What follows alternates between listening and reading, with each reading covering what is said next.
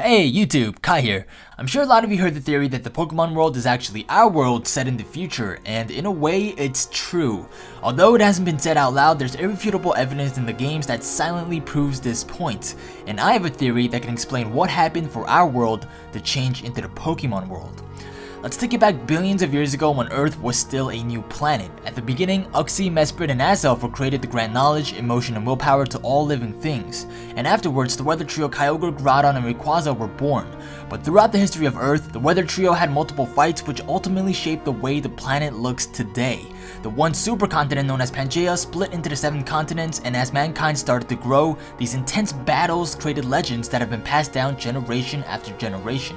You can see examples in multiple ancient lore such as the Aztec god Quetzalcoatl, who was depicted as a flying serpent who created the boundary between the earth, oceans, and sky. The traditional East Asian dragons also show a long serpent-like creature who took control of the skies as well. But the one lore that has the best historical proof is the Hebrew legends of Leviathan, the primal master of the sea, Behemoth, the primal master of the land, and Ziz, the primal master of the sky. Fast forward to the future, and the ancestors of Cleffa, Clefairy, and Clefable crash land on Earth in asteroids, causing a global catastrophic event. Now, I know that it's not a proven fact that Cleffa, Clefairy, and Clefable are originally from outer space, but there are plenty of strong evidence indicating that they are. Cleffa is thought to have come from an asteroid, they're all attracted to and live around impact sites, they evolve using the moonstone, and they dance whenever there's a full moon or a meteor shower. Also, even though the anime isn't 100% correlated to the games, in episode 62, several Clefairy have been stealing items to build a spaceship to go back home, wherever that may be. The events following the asteroid crashes were most likely very similar to what happened to the dinosaurs. Debris and dust clouds shot up into Earth's atmosphere for years, wiping out most species. The few that did survive quickly died off due to the sudden change and destruction of habitat. But more importantly, the absence of plant life. No sunlight means no photosynthesis, and without any vegetation, the ecosystem literally collapses on itself, ending all life as we know it. But over time, as the dense clouds of dust started to clear and the planet started becoming suitable for life again, microbes that existed on the asteroid slowly started to evolve into new life forms, which we now know as Pokemon and the new superhumans. This is a popular theory that actually exists called panspermia, and it theorizes how life began on Earth. If you want to read more about it, then the link is in the description. Now, I say superhumans because in the Pokemon world, people can take attacks from Pokemon that would normally kill us regular humans. So my theory is that Mew must have been the first multi-celled complex organism to be born after the asteroid crisis. And eventually, this entire planet was full of Mews. Now, this theory makes a lot of sense since we know that Mew shares the DNA of every known Pokemon in existence today, making it the first ancestor of all Pokemon. But here's the interesting part, Mew is also the ancestor of humans.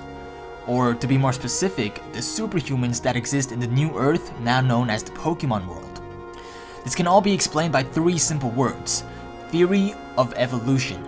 Mews began to settle down in different areas of the world, and through natural selection, slowly but surely, evolution started to take place. And with the power to transform, some might have even transformed into Clefairy's ancestors, mating with them, and became the Cleffa, Clefable, and Clefairy we know them as today. If you take a look at the Sinnoh folk stories in Pokemon Diamond, Pearl, and Platinum, they read, "There lived a Pokemon in a forest. In the forest, the Pokemon shed its hide to sleep as a human. There once were Pokemon that became very close to humans. It was a time where there existed no differences to distinguish the two."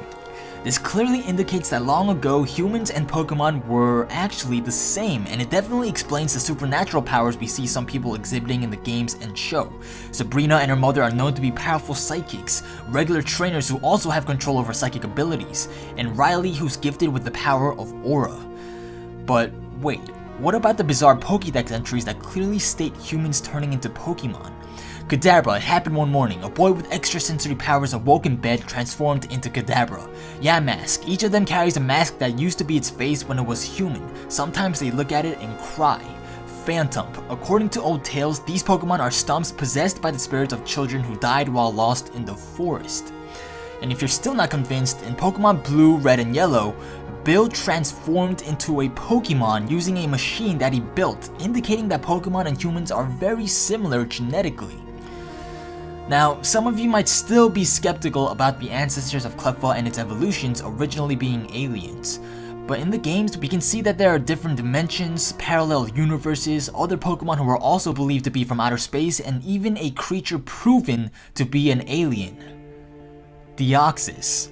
And also, how did they survive without food for so long after life on the planet ceased to exist?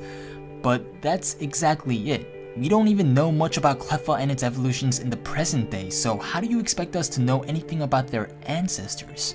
For all we know, they might just feed off the moon's energy. Maybe that explains why they're known to dance every Monday under the moon. Or maybe they feed off particles in the air like Rayquaza.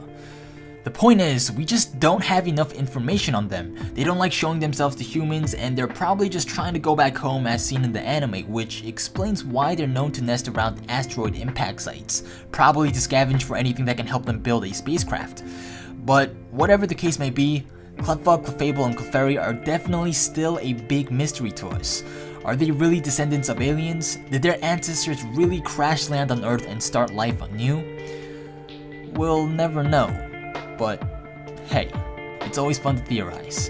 And until next time, stay awesome.